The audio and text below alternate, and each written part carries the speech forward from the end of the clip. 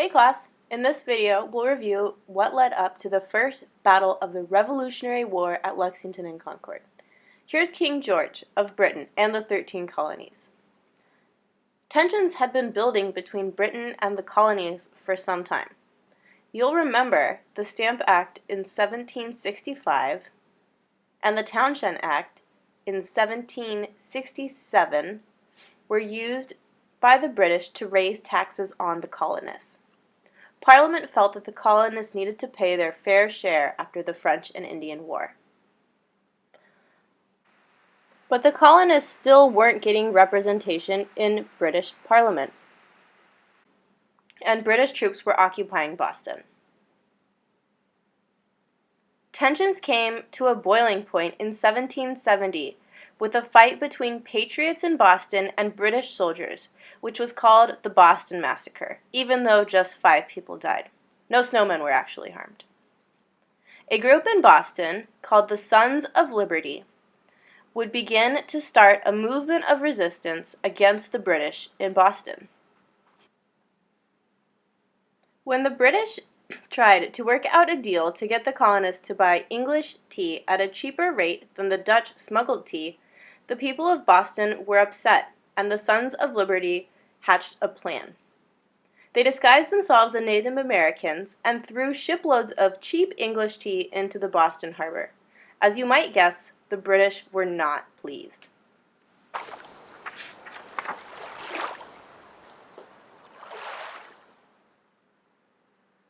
Paul Revere was a member of the Sons of Liberty and would play a key role in our upcoming battle of Lexington and Concord. Meanwhile, in the countryside, militias were forming.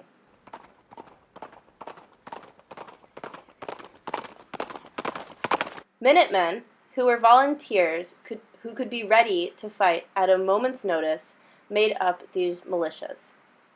They began to steal gunpowder and weapons from the British troops. But the British had spies and knew that the Patriots were stockpiling these stolen weapons in Concord, not far from Boston.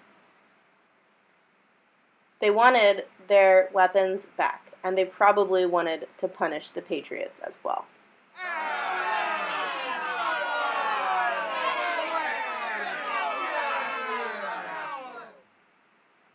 "700 British soldiers marched 20 miles from Boston to seize their stolen weapons.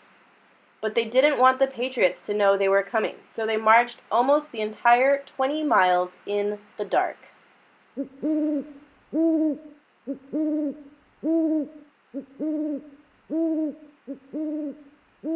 Not to be outdone, the Minutemen also had spies, who were probably Sons of Liberty.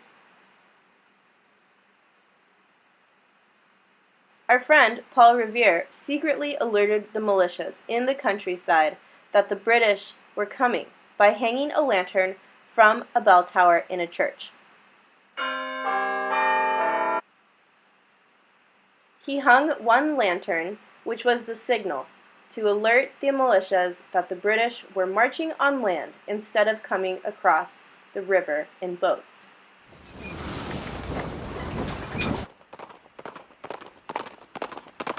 Oh, hey there, Paul. When the British arrived to Lexington, which was on their way to Concord, they were the ones surprised by a waiting group of armed militias at dawn. During the first interception of British soldiers by Patriot Minutemen at Lexington, the first shots of the American Revolution were fired. 8 militiamen were killed, and only 1 British soldier was killed.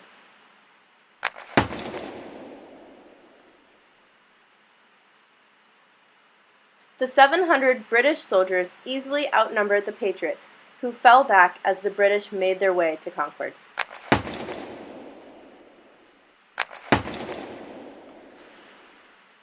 More Patriots met the British at Concord, this time defeating a smaller group of British soldiers who had split off from the main pack.